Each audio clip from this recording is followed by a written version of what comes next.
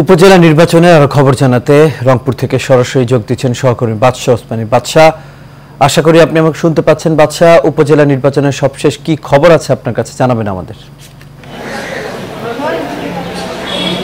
রাজ, আপনি দেখতেই পাচ্ছেন আমার পেছনে শেষ সময়ে কিন্তু আমরা ভোটারদের লাইন দেখতে পাচ্ছি। এখানে কিন্তু উৎসবমুখর পরিবেশে আজকে গঙ্গাছড়ায় আমরা ভোট দেখতে দিয়েছি। এখানকার ভোটাররা ভোট দিচ্ছেন। এখানকার যারা প্রার্থী রয়েছেন তারা কিন্তু সেই শুরু থেকে আজ পর্যন্ত তারা মাঠে খাটছেন। এখানে যারা পুলিং এজেন্ট রয়েছেন, এখানে তাদের পক্ষ থেকে যে লোকজন রয়েছেন, নির্বাচন কমিশনের পক্ষ থেকে যেটা বলা হয়েছে যে সুষ্ঠু অবাধ নিরপেক্ষ নির্বাচন অনুষ্ঠানের লক্ষ্যে যে যাদের পদক্ষেপ ছিল, এখন কিন্তু সেই পদক্ষেপের কারণে কিন্তু অবাধ সুষ্ঠু নিরপেক্ষ ভোট কিন্তু অনুষ্ঠিত হচ্ছে।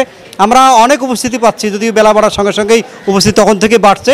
এখন পর্যন্ত যে কেন্দ্রে গঙ্গাছড়া সরকারি মডেল স্কুল এবং সরকারি প্রাথমিক বিদ্যালয় দুটি কেন্দ্রে আমরা যারা খোঁজ নিয়ে দেখেছি, এখানে 30% ভোট কাস্ট হয়েছে 3টার দিকে। এটা আমাদেরকে জানিয়েছেন এখানকার যারা প্রিজাইডিং কর্মকর্তা রয়েছেন। তারা আরও একটি বিষয় জানিয়েছেন যে অবাধ সুষ্ঠু নিরপেক্ষ ভোট নেওয়ার ক্ষেত্রে কিন্তু এখানে বিজিবি থেকে শুরু করে নির্বাহী ম্যাজিস্ট্রেট, এখানে পুলিশ প্রশাসন, এখানে আনসার বিডিবির সদস্য সবাই কিন্তু তারা মাঠে কাজ করছেন।